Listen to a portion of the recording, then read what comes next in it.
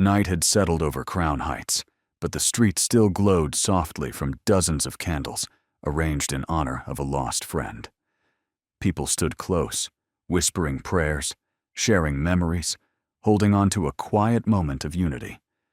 No one expected the peace to be torn apart in the most violent way possible. One figure stepped forward from the edge of the crowd, calm, composed, almost unnoticeable. She moved with a level of confidence that didn't raise suspicion. Then, without warning, gunfire exploded through the air.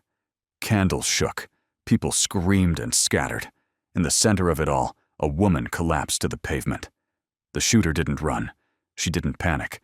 She simply turned and walked away, steady and emotionless, as if the life she had just ended meant nothing at all.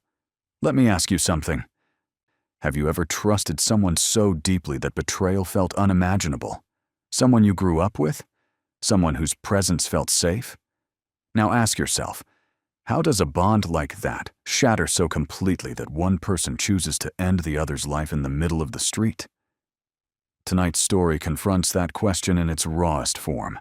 A mother taken by someone she once knew, struck down during a gathering meant to honor the dead. This wasn't a random attack. It wasn't a misunderstanding. It was deliberate, carried out face to face, in full view of the community. So here's the real question. What could drive long-standing familiarity to erupt into an execution-style killing? Before we continue, take a moment to support the channel. Hit the like button, share your thoughts in the comments, and subscribe for more real-life stories examined through lessons that matter. The events behind this tragedy carry weight, grief, and a truth many wish they had noticed sooner. Before Delia Johnson's name appeared in news reports, she was known simply as a dedicated mother, a reliable friend, and a familiar face in her Brooklyn neighborhood. Her life revolved around raising her children and staying present in their everyday routines. Those close to her say that no matter how busy things became, Delia always found time to check on loved ones, offer help, or listen when someone needed support. Within her community, Delia's presence was constant. She knew shop owners by name. She attended local gatherings, small events, and neighborhood celebrations. Her personality had a way of making people feel welcomed, and she carried a warmth that others naturally gravitated toward. People trusted her, confided in her, and often sought her opinion because she carried herself with sincerity and calm understanding. Delia also maintained relationships that stretched back many years. Growing up in Brooklyn meant she crossed paths with the same families, the same childhood friends, the same faces she had known since youth. These long-term connections shaped much of her social circle. The people she interacted with weren't just neighbors. They were individuals she had shared history with. Moments from childhood, teenage years, and early adulthood linked them in ways that outsiders couldn't quite understand. What makes her story so painful is that she was not someone living on the edge of conflict or chaos. She wasn't involved in reckless behavior or dangerous situations. She lived a steady life built around family, community, and familiar relationships. Her death wasn't just an event.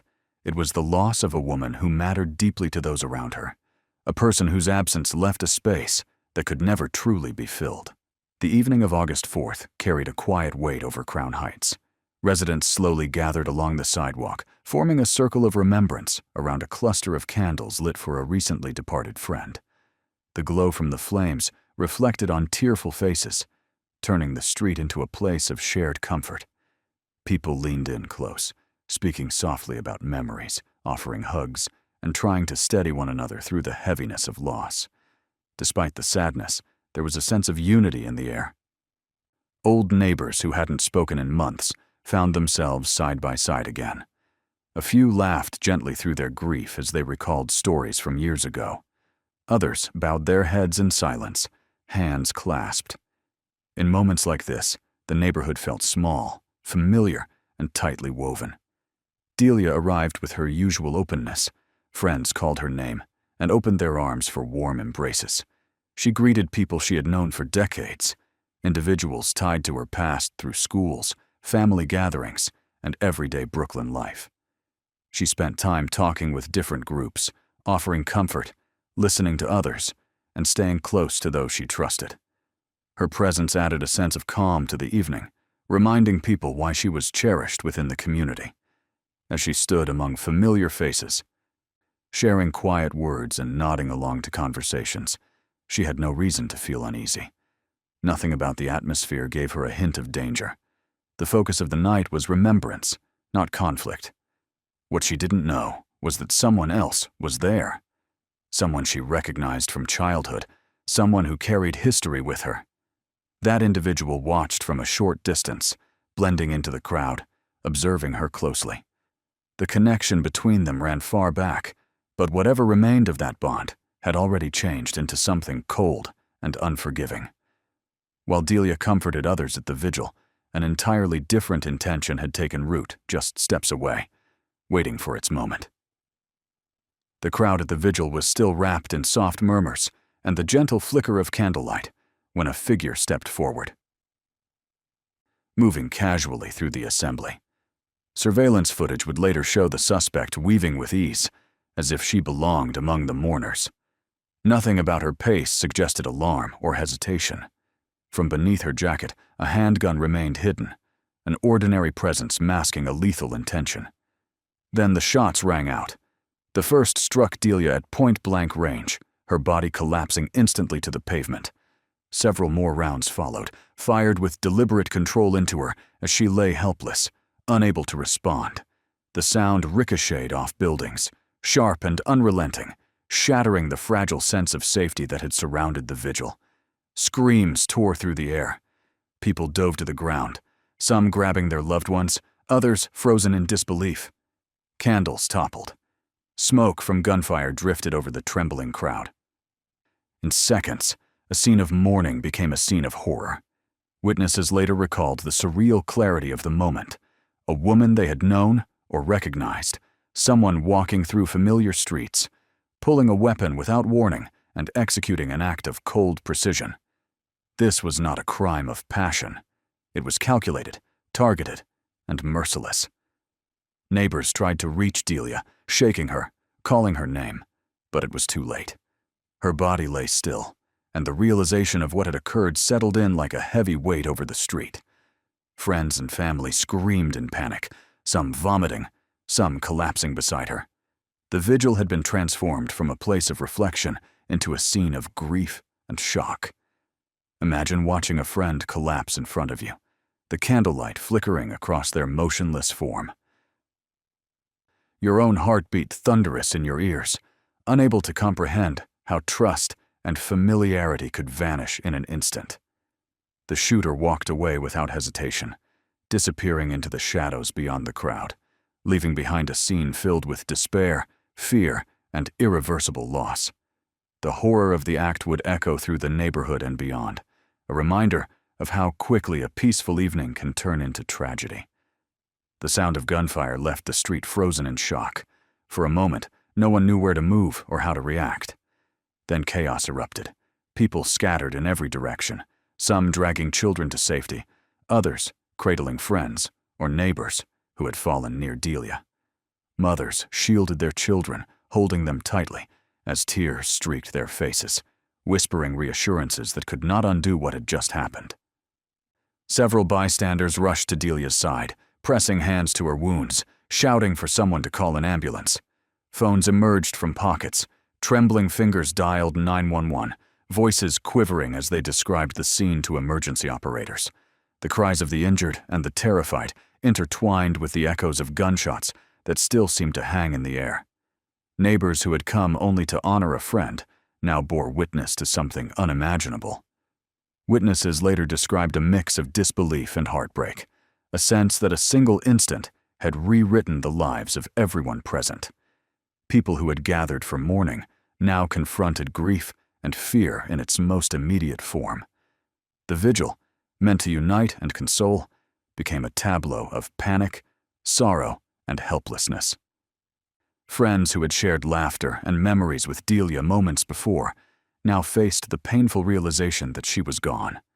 The street, once filled with gentle conversation and flickering candlelight, was transformed into a scene of raw emotion, each person grappling with the sudden absence of someone beloved. Even as first responders arrived, the echoes of what had occurred lingered in the minds of those present. The impact of the act was immediate, profound, and far-reaching, marking the community forever with the memory of that violent interruption. Within minutes of the shooting, police officers arrived on the scene, lights flashing and radios crackling, taking control of the chaos. First responders tended to the wounded, while detectives moved through the scattered crowd, observing, questioning, and documenting everything that had happened. Officers quickly identified and secured surveillance cameras from nearby buildings, traffic posts, and storefronts, recognizing that any recorded footage could provide critical insight into the events that had just unfolded. Witnesses were guided to safe areas and interviewed. People recounted the moments leading up to the attack, describing how the suspect had moved through the crowd without hesitation, how the first gunshot struck, and the follow-up shots that left the community stunned. Their testimonies were detailed, vivid, and often emotional, offering investigators both clarity and complexity as they began piecing together the sequence of events. One detail stood out immediately. The shooter had not fled. She had walked away from the scene with startling calm, blending into the neighborhood as if nothing had occurred. That behavior, combined with surveillance evidence, became a crucial part of the investigation. As law enforcement analyzed the footage and witness statements, the video itself began circulating online. Within hours, social media accounts, news outlets, and community forums were sharing the clip, replaying the moment of violence and drawing attention to the audacity of the attack. Authorities quickly recognized that the visibility of the crime could serve both as a challenge and an advantage. Public attention brought additional tips and leads from those who might recognize the suspect. Every detail in the footage, from clothing to movements to gestures, was scrutinized. The killer didn't run. She walked, and that arrogance made the case explode online, a police spokesperson later remarked. National media began covering the story, highlighting the shocking nature of a deliberate attack carried out in broad daylight, in front of dozens of witnesses. The combination of surveillance, eyewitness accounts, and online engagement set the stage for a coordinated effort to identify, track, and apprehend the person responsible for Delia Johnson's death. Within days, investigators had identified a suspect, Claudia Banton, a woman known to Delia Johnson from years of shared history. Authorities discovered that after the shooting, Banton had left New York, heading south in an apparent attempt to evade capture. Her movements were tracked through a combination of vehicle records, phone activity, and tips from the public, forming the backbone of a multi-state investigation. Detectives coordinated with law enforcement across several jurisdictions, following leads that ranged from sightings to financial transactions. Each piece of information was carefully analyzed, building a timeline that narrowed in on Banton's location. The effort demanded patience, precision, and constant attention to detail, as officers worked to prevent the suspect from disappearing further into the shadows. 4 months after the attack, their work culminated in Florida, where Banton was located and taken into custody. She was transported back to New York to face charges for her actions. The arrest brought relief to Delia's family and the community, signaling that the pursuit of justice could progress even after such a brazen and public act of violence. The intensity of the search and the breadth of coordination underscored the challenges of apprehending someone determined to avoid responsibility. Public interest in the case surged as news outlets reported each development, reflecting the tension and anticipation that had gripped both local and national audiences. What do you think motivated Claudia Banton to flee? Was it fear, guilt, or something else entirely? Share your thoughts in the comments below, and don't forget to like the video if you want to see how the case unfolded in court. Once Claudia Banton was back in New York, prosecutors moved swiftly to present a comprehensive case against her. She faced charges of second-degree murder and criminal possession of a weapon, the latter tied directly to the handgun used in the attack. The courtroom became a stage for the evidence to speak clearly, laying out the events of that tragic evening with precision and detail. Central to the prosecution's argument was the surveillance footage captured near the vigil. The video was shown repeatedly, frame by frame, illustrating Banton's calm approach through the crowd, the moment she pulled the firearm from beneath her jacket, and the series of shots fired at Delia Johnson. Each clip was paired with expert commentary to clarify the sequence of actions, helping jurors visualize the timeline and understand the deliberate nature of the attack. Witnesses provided vivid testimony, recounting their experiences in the crowd that night. They described Banton's movements, the sudden sound of gunfire, and the terror that swept through the community. Some spoke of trying to reach Delia, calling out her name, and witnessing the devastating impact on those around her. The emotional weight in the courtroom was palpable as jurors confronted both the factual evidence and the human cost of the crime. Prosecutors emphasized that this was not an impulsive act. The combination of surveillance footage, eyewitness accounts, and forensic evidence painted a picture of premeditation. Every element, from the deliberate positioning within the crowd to the choice of firearm, supported the conclusion that Delia Johnson had been targeted in a calculated attack. As the trial unfolded, the courtroom became a space of intense focus, where emotions intersected with methodical legal presentation. Friends and family of Delia attended, their grief visible, each testimony a reminder of the personal devastation behind the charges. The prosecution's meticulous approach underscored both the severity of the crime and the determination to ensure accountability. As the trial progressed, the focus shifted from the mechanics of the attack to the deeper question of motive. Delia Johnson and Claudia Banton had shared years of acquaintance, stretching back to childhood. Neighbors and friends described the two women as once close, connected through family gatherings, school experiences, and neighborhood events. Their shared history made the violent turn of events all the more shocking to the community. Whispers circulated among neighbors about past disagreements and unresolved tensions, though the specifics were often unclear outside the courtroom.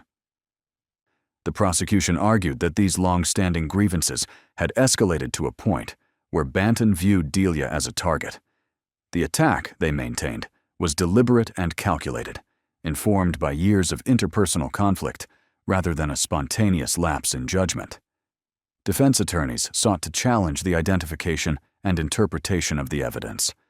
They questioned the reliability of witness recollections and suggested that video footage could be misleading. Despite these efforts, the jurors were repeatedly directed back to the clarity of the surveillance recordings, which showed Banton moving through the crowd, drawing her firearm, and aiming directly at Delia with focused intent. The timeline, corroborated by multiple sources, reinforced the prosecution's claim of premeditation.